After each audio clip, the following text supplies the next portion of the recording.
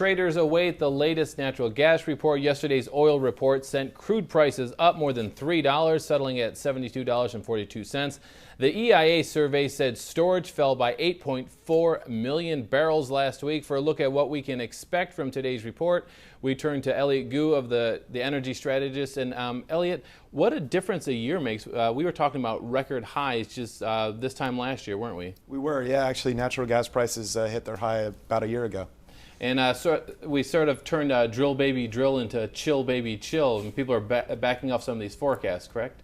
Yeah, I mean, absolutely. Since last August, we've seen the active drilling rig count in the United States drop by about 60%. So we've definitely seen drilling activity just fall off a cliff over the last year.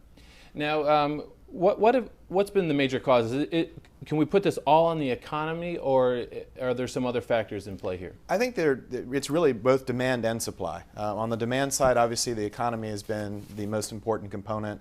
Demand for natural gas and electric power plants has been pretty stable.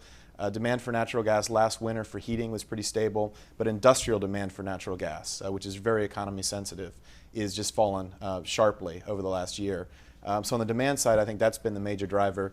I don't think supply is getting enough attention, though. Remember, at the beginning of 2008, as you just mentioned, everybody was talking about drilling very, very aggressively. So we saw a lot of rigs, just drilling very aggressively all over the country, especially in these unconventional shale-type plays. And that production really came into play in the latter half of 2008, and that big surge of production has really led to a glut of natural gas. And we just saw in a report yesterday with Dan Goldstein down in New Orleans, they're not getting the prices for some of these leases, are they? No, and it's not really that surprising, because at current prices, most of those would not be economic. And you got to remember, a lot of these natural gas companies, especially the smaller ones, have said that they really want to stay within their cash flow. In other words, they're not going to borrow money to go out and drill, especially with the credit markets as they've been over the last year, very volatile. So they're trying to spend only what they're generating in free cash flow. And that means they're not going to go out and bid aggressively on acreage. Now, politically, this probably doesn't work well for Democrats or Republicans. For the Republican side, they say we need to drill more, and the argument could be, well, nobody's even paying for the leases that we have out there. And on the Democratic side, they were counting on some of this money to help their budget deficit. Is that correct? Oh, certainly.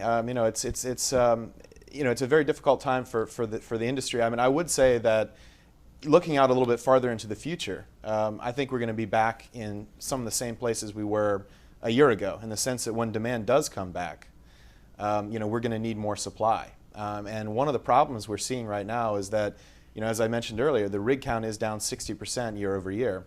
Production of natural gas in the country is beginning to fall.